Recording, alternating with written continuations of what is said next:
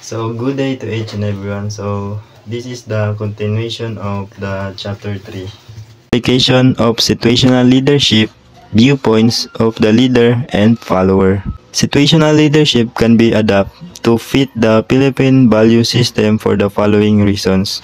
Number 1, the one-on-one concept of the situational leaderships align with the Filipino tendency for indolence. A leader who categorizes followers based on maturity level can motivate them to be industrious by guiding and treating them differently. So dito naman is one-on-one leadership style na bagay sa Filipino work ethic. Dahil may tendency ang ibang Pilipino na maging tamad, ang personalized approach ng situational leadership ay nakakatulong sa motivation nila. Pinapakita ng leader ang tamang level ng guidance para mag-grow ang bawat empleyado. So number 2 is ang pagtrato sa individual base sa maturity level mas epektibo. Mahalaga sa culture ng Pilipino ang utang na loob. Kapag nararamdaman nilang naalagan sila na maayos, mas nagiging productive at willing silang mag-reciprocate sa leader. Number 3, the folk concept of pakikisama, smooth interpersonal relationship, supports situational leadership. Filipino tend to agree and go along with decisions made by their leaders. So dito naman ang pakikisama plays a big role in leadership. Ang Filipino concept ng pakikisama o pagiging maayos makisama ay sumusuporta sa situational leadership. Karaniwan sa Pilipino ang sumunod sa kanilang mga leader kapag nararamdaman nilang may harmony sa isang grupo. Number 4, Filipinos are naturally siguristas, coaches, decision makers. They seek assurance of success and situational leadership provides such as guarantees through personalized guidance from leaders.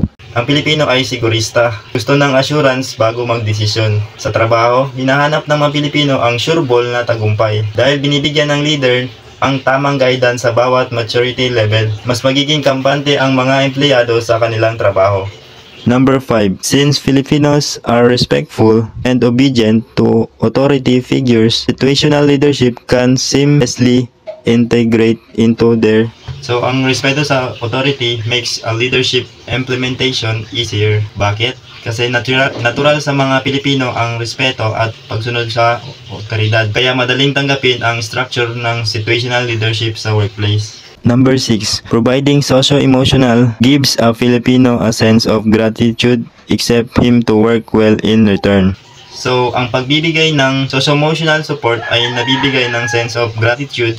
Mahalaga sa Pilipino ang malasakit at appreciation kapag nakatanggap sila ng suporta mula sa leader, pag nagiging mas committed sila sa kanilang mga trabaho. Number 7, situational leadership would make a Filipino have initiative. So, mas nagiging motivated ang isang Pilipino na mag-take ng initiative kapag ginagamit ng leader ang tamang approach. Natututong maging proactive ang empleyado at hindi lang umaasa sa utos. And number 8, since Filipinos are imitative or gaya-gaya, seeing how a leader treats other according to the different levels of maturity, he could then imitate. This could subsequently lead to high maturity and high productivity. So, dahil sa gaya-gaya mentality, madaling ma-adapt ang leadership style. Ang Filipino culture ay may imitative nature. Kapag nakikita nila ang personalized approach leader, may tendency silang gayahin ito para mas mapabuti ang trabaho nila. There are some minor adjustments in the effective application of situational leadership in the Philippine setting, considering our value orientation. So number 1, a leader must spend equal time among his subordinates since Filipinos are maramdamin that they might view excessive time spent by the leader with a select few as favoritism. So, iwasan ng favoritism. Equal time dapat sa lahat. Maramdamin ang mga Pilipino. Kung nakikita nilang may special treatment ang ibang empleyado, maaari silang mawalan ng gana sa kanilang mga trabaho. Number 2, since situational leadership is continuous processing of guiding an individual to achieve the high maturity level, M4, Filipinos leaders must frequently undergo seminars since they have the tendency of ningas kugon. So, kailangan ng continuous learning dahil may ningas kugon attitude.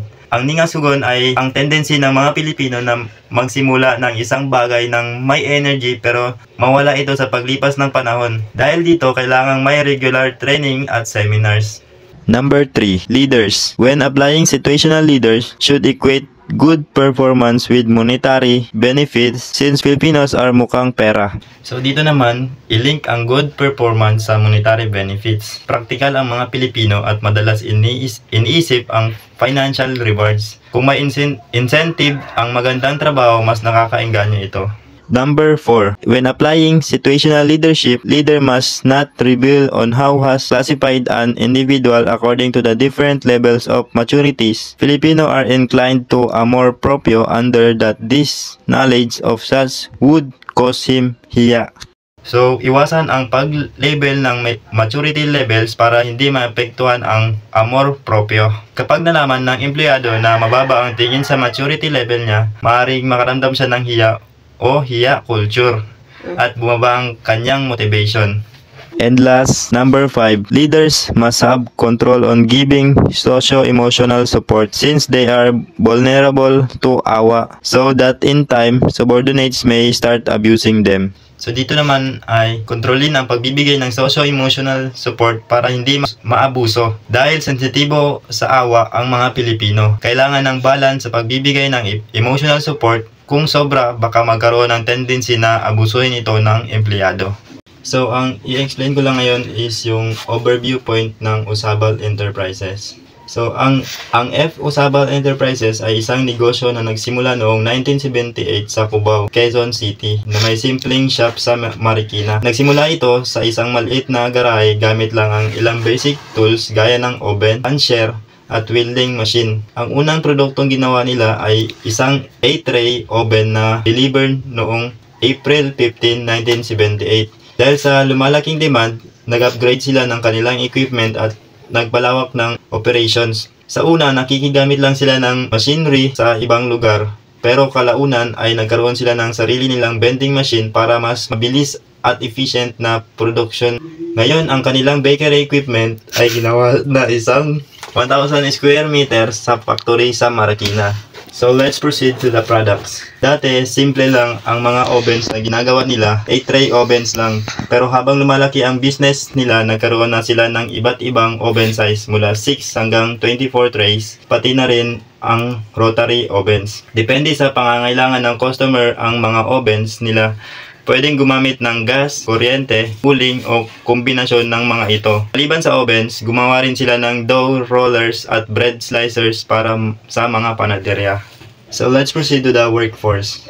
Sa ngayon, 10 welders at workers ang bumubuo ng production team kasama ang isang salesman, secretary at collector. Kada buwan, nakakapag-produce sila ng average na 12 ovens, 5 rollers at 3 bread slicers. Ang negosyo ay family-owned at rehistrado sa National Cottage Industries Development Authority na may monthly gross sales na nagkakahalaga ng 60,000 to 70,000. So let's proceed to the operation process. So para makabuo ng dekalidad na bakery equipment, may malinaw silang proseso. So number 1 is planning. Dito pinaplano kung ano ang kailangan ng customers at paano ito gagawin. So number 2 is manufacturing steps. May specific na hakbang sa paggawa ng bawat produkto mula sa pagkuha ng raw materials at pag-weld ng metal hanggang sa final testing oven bago ito i-deliver. So conclusion, ang pagtsatsaga, determinasyon, tapang at pananampalataya sa Diyos at sa sarili ay mahalaga para makamit ang tagumpay. Kahit unfamiliar o mahirap ang isang larangan, kung may drive at inspirasyon mula sa pamilya, kayang lampasan ang mga pagsubok. That's all. Thank you.